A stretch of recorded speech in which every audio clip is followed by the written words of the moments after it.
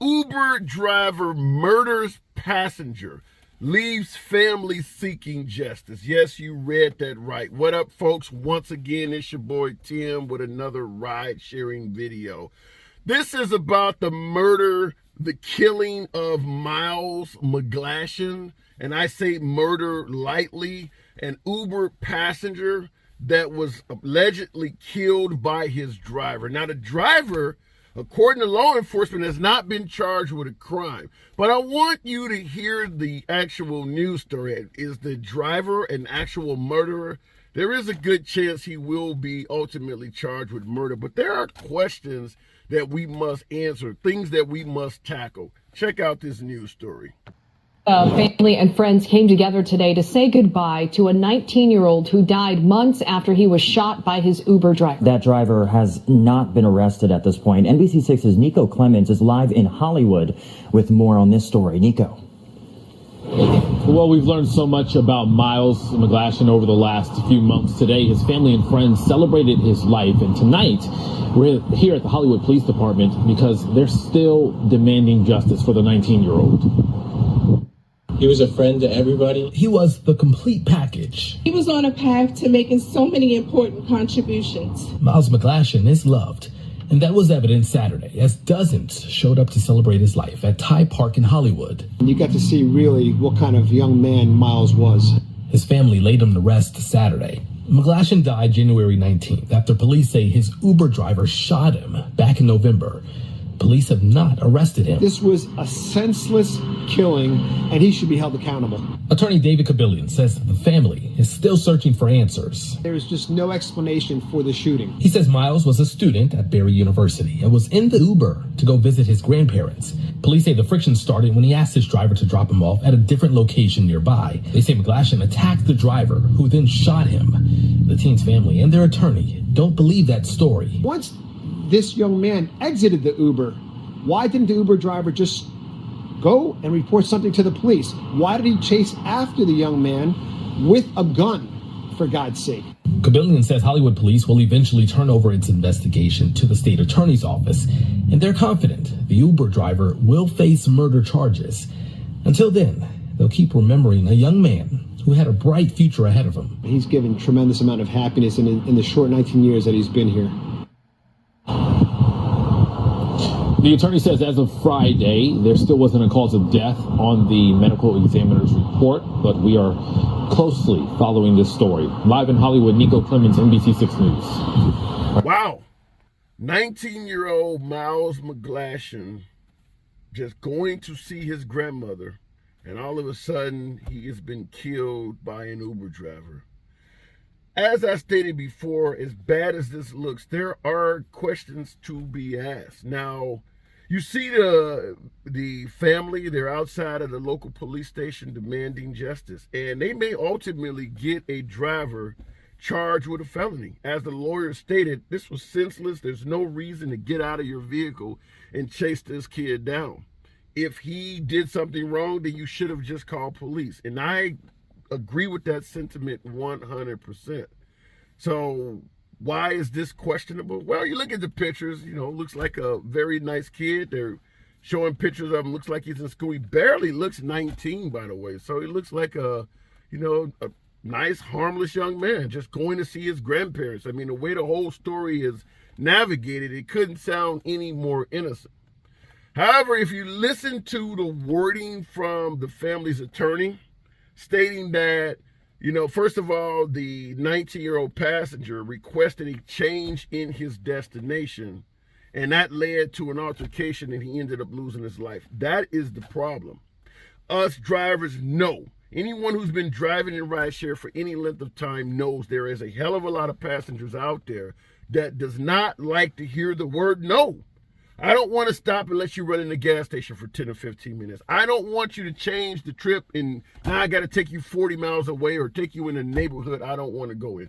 My veteran drivers, in the comment section, have you ever had a case where you had to tell a passenger no? Maybe you had to be home in 15 minutes and they wanted a 30-minute trip, where the passenger made a change to the original trip agreement, and when you told them no, they either got aggressive or violent. State in the comments your example. We get a lot of new drivers and prospective drivers that are looking into this as a profession, possibly. State your experience in the comments. A lot of us can learn, newer drivers can learn from us veteran drivers. I've had it happen numerous times, but listening to this case right here, it does seem to be the issue started when the passenger wanted to change the destination of the trip. Now, I'm going to give you some advice from a driver's standpoint aimed at the passengers that I think any passenger could do very well from this advice. Keep your fucking hands to yourself. There is absolutely no damn excuse whatsoever for you to ever put your hands on a driver. If a driver rejects a new request or does not want to drop you off somewhere, get the hell out of the vehicle, request another trip. If it makes you happy to give them a poor rating or 1 star, do that shit. But there is absolutely no damn reason for you to ever reach up and put your hands on the driver. And I'm saying that because even the attorney for the family is suggesting that if he done something wrong, the driver should have called the police as opposed to getting out of the car, chasing his kid down and taking his life. In my opinion, that attorney is probably right along the lines of what happened. The driver, as I say in every video, I strongly advocate for drivers to be armed, up to and including a firearm. If you're not comfortable carrying a firearm, mace, screwdriver, box cutter, some form of a blade. It's very dangerous out here. I do stories all the time on drivers getting carjacked and all sorts of shit. However, there are drivers that have overstepped their boundaries and committed felonies as well. But generally, when you hear of an Uber or Lyft driver committing a crime, it's generally a male driver assaulting a female passenger. If you got a male driver and a male passenger in the vehicle, the crime is almost always the passenger doing something to the driver. You don't hear hardly any crimes where a male driver did something to a male passenger. It's almost always the other way around.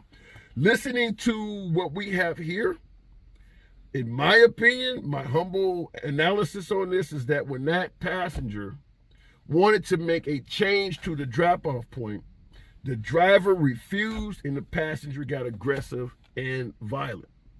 We've all had it happen. That's why I asked the veteran drivers in the comments to state their cases.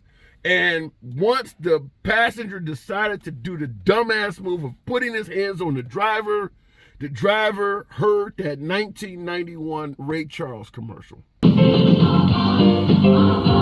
got the right one, baby. You got the right one, baby. And maybe the passenger decided to take off running, but everybody is not going to let you put your hands on them and get away with it. I don't advise any driver to get out of his car and chase down an aggressor. Any violent situation you can leave is a violent situation you have won. So even if you get a violent passenger, once they get out of your car, I do encourage you to leave the scene as opposed to chasing them down for revenge. But you don't get to put your hands on someone and dictate their response. The best way not to end up dead like Miles McGlashan is to keep your fucking hands to yourself. Cannot give you any stronger advice than that. And I would offer 3-to-1 odds that regardless of how this ended, that passenger is the one that provoked it to begin with. I feel fairly confident that that passenger put his hands on the driver first and got a hell of a lot more than he bargained for. Family on television putting all these sweet and innocent pictures up of the kid and shit like that. Fair enough. At the police station demanding justice. Now, they're not saying anything about the R word, so we don't know what the race of the driver is, but they are demanding justice. But when you hear the attorney making it clear that the driver should have got out and should have left and called the police as opposed to chasing down the passenger, even the attorney, at the very least, is insinuating that my late client may have provoked this shit. And based on, numerous years of ride-sharing experience myself, and I'm sure my veteran drivers in the comment section will back your boy up, this sounds like an aggressive passenger that met a bad ending at his own calling. Now, if the driver went George Zimmerman, you remember the Trayvon Martin, George Zimmerman case, where the George Zimmerman decided something happened and he wanted to go chase the guy down. If the driver went George Zimmerman and decided to hunt down the bad guy, he's wrong. He may ultimately be charged with a felony, which is what I stated before. You don't get to chase someone down because they slapped, hit, or punched you. I get that. I'm not saying the driver is 100% innocent, but I do believe this 19-year-old is what provoked that event. You don't get drivers that just start beating the hell up out of dudes in the backseat of their car. I mean, just the effort to turn around and whip somebody's ass alone, it makes it highly unlikely. All of the violence comes from front to back, comes from passenger seat to driver. That's how that shit normally happens. So heed my advice of keeping your damn hands to yourself, or have the risk of ending up like 19-year-old Miles McGlashan. Anyhow, folks, stay safe, stay armed, stay aware, keep your damn head on the swivel, and as always, you got the right one, baby.